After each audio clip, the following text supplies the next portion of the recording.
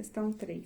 O agente químico isocianato de metila, conhecido como MIC, de fórmula molecular CH3NCO, é o reagente de partida para a síntese do herbicida carbarilo. Na noite do dia 3 para 4 de dezembro de 1984, na cidade de Bhopal, Índia, um acidente no tanque de estocagem da empresa Union Carbide causou o vazamento de uma nuvem de MIC, que provocou a morte imediata de milhares de pessoas. O diagrama do perfil da energia versus caminho da reação para a síntese do MIC é representado na figura abaixo. Os valores de energia de ativação e da variação de entalpia da reação são apresentados na tabela. Então, aqui está a tabela com cada etapa e seus respectivos valores de variação de energia, de entalpia e de energia de ativação. Aqui a gente tem o diagrama, então, continuando. Baseando-se no perfil do diagrama de energia da figura e nos valores de energia de ativação e de variação de energia da tabela, resolva: A.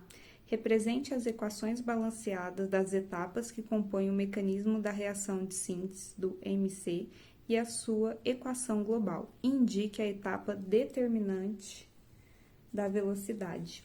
Então, ele quer que você coloque as etapas, que são apresentadas aqui no gráfico, equacione quimicamente e diga qual delas é a etapa determinante da velocidade. Então, vamos começar. Aqui é a primeira etapa. Carbono sólido reage com gás oxigênio, a barreira energética, né, energia de ativação, e produz CO, monóxido de carbono gasoso. Então, primeira etapa. C sólido mais O2 gasoso vai formar monóxido de carbono gasoso. Observamos a estequiometria, né? Está balanceada a equação. Aqui, para ficar balanceada, é meio de oxigênio. Então, CO, meio de gás oxigênio, vai produzir CO. Segunda etapa. Aqui no gráfico ainda. O CO formado, ele reage com o gás cloro, que é adicionado. Então, você tem CO gasoso, mais Cl2 adicionado, e vai produzir CoCl2. Então, aqui é gás, CoCl2, que é gás também, apresentado aqui no diagrama. Então, balanceada. Terceira etapa, o CoCl2 formado aqui vai reagir com metilamina, então, que é adicionada, vamos lá, CoCl2 mais metilamina, CH3NH2, e então, é produzido o MC. Então, CH3NCO gasoso, mais aqui ácido clorídrico, HCl gasoso. Então, vamos colocar o estado dos reagentes para a equação ficar completa. Então, vamos ver. Aqui, ó, 2 cloro, que tá 1. Então, vamos balancear. 2. Hidrogênio, nós temos 3, 5, 3, 5, carbono 1. Ok, então, tá balanceada. Essas são as 3 etapas que compõem a formação do MC. A equação global é a soma delas, então, vamos somar. Lembrando que os componentes funcionam como números, né? Então, quem tá do lado esquerdo, se tiver igual do lado direito, a gente pode subtrair. Então, aqui já CO só tem aqui, então tem, aliás, carbono, né? C, um carbono, mais oxigênio, também só tem aqui, meio de O2 gasoso, mais, quem tá do lado ainda dos reagentes, CO, monóxido de carbono, ele é gerado aqui e consumido aqui, então, anula. Cloro, só ele, aqui, não tem com quem a gente anular.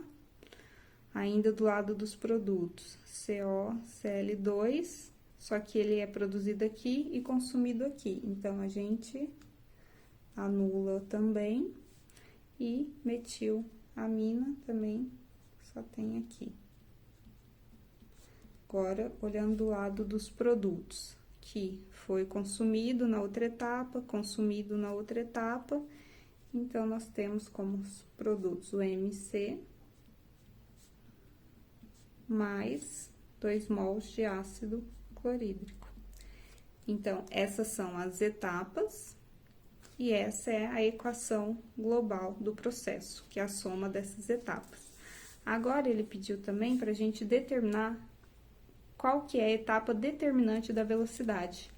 A etapa que determina a velocidade, ela é a mais lenta, que é a que tem a maior energia de ativação, a maior barreira energética para acontecer.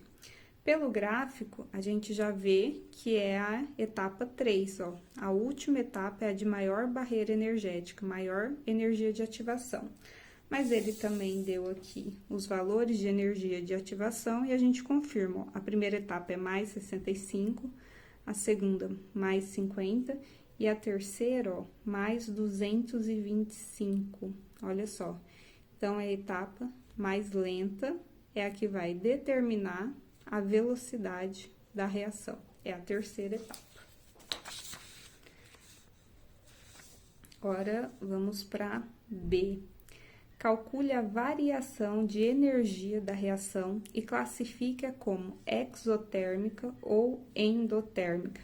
Então, ele está pedindo para que você calcule a variação de energia da reação, o ΔH, e se ele for negativo, nós temos uma reação exotérmica, e se o ΔH for positivo, uma reação endotérmica. Como que calcula o ΔH? A lei de Hess estabelece que a variação de entalpia, de energia, né, de uma reação, ela é igual à soma do ΔH das reações, das etapas, das reações que ela pode ser dividida. Então, pela lei de Hess, o ΔH da reação, ele é calculado pela soma do ΔH das etapas que ela pode ser dividida. Então, ele te deu na tabela os valores de ΔH para cada uma das etapas. Então, é apenas a gente fazer a forma, a soma. Então, vamos lá. Etapa 1. Por aqui tudo junto. ΔH da primeira etapa é menos 110 kJ por mol. A segunda, ΔH, igual a menos 75 kJ por mol. E a terceira,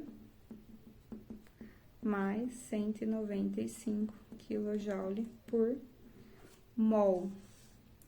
Se no processo nós tivéssemos que, por exemplo, multiplicar por 2 essa reação para balancear ou dividir, esse mesmo processo a gente faria com os valores de ΔH, tá? Ele também é diretamente relacionado à estequiometria da reação. Mas nesse caso aqui, não foi preciso. Então, só a gente fazer a soma dos valores da tabela de ΔH de cada uma das etapas, que a gente tem o ΔH da reação de formação do MC, que ficou igual a mais 10 kJ por mol. ΔH positivo, então essa é uma reação endotérmica. E a gente confirma essa classificação pelo próprio gráfico. Por quê? Aqui tem os produtos inicialmente e, aliás, desculpa, os reagentes inicialmente. E o produto formado, ele tem uma energia maior. Então, tá correta a variação de entalpia aqui, vai ser positiva. Então, pelo gráfico, a gente já esperaria ser uma reação endotérmica, né? Com ΔH positivo, como a gente calculou e confirmou.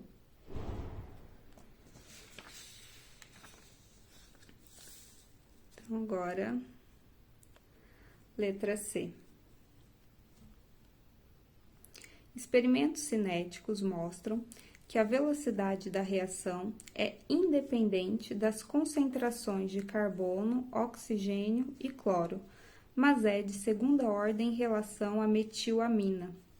Considerando-se que a constante de velocidade da reação K é 2,5 vezes 10 a menos 4 litro por mol por segundo, determine o tempo em minutos necessário para que a concentração de 0,4 mols de metilamina caia pela metade. Então, ele quer, quando ele fala em cair pela metade, então, ele quer o tempo de meia-vida, que ele está se referindo. Aqui, com as informações, nós temos a lei de velocidade para essa reação. A lei de velocidade, ela é igual a constante, que ele já deu, vezes a concentração inicial do reagente metilamina, CH3N2. Como ele diz que é de segunda ordem em relação a esse reagente, então, é elevado ao quadrado a sua concentração. Essa é a lei de velocidade. Nota que ela é independente, ó, da equação química da reação, porque a lei de velocidade ela é determinada experimentalmente e independe da equação química, tanto que as concentrações iniciais dos outros reagentes, nesse caso, elas não influenciam. Então, tendo a lei de velocidade, a concentração, então, nós conseguimos achar o tempo, que caia pela metade, como eu falei. Para cair pela metade, ele se refere ao tempo de meia-vida. Numa reação de segunda ordem, o tempo de meia-vida, ele é igual a 1 dividido pela constante vezes a concentração inicial do reagente, que nesse caso é a metilamina. Então, é só a gente substituir aqui. Então, o tempo de meia-vida aqui. Deixa eu pegar uma folha para ter mais espaço. Então, aqui, o tempo de meia-vida, né? Ele é igual a 1 sobre K vezes a concentração inicial da metilamina. Então, substituindo aqui, a gente tem que é 1 sobre 2,5 vezes 10 a menos 4 litro, mol a menos 1, segundo a menos 1, vezes 0,4 mol por litro. Isso dá um valor igual a 10.000 segundos, só que ele quer em minutos. Então, os 10.000 segundos dividido por 60, a gente vai ter os 166,7 minutos, que é o que ele pede aqui, esse tempo em minutos.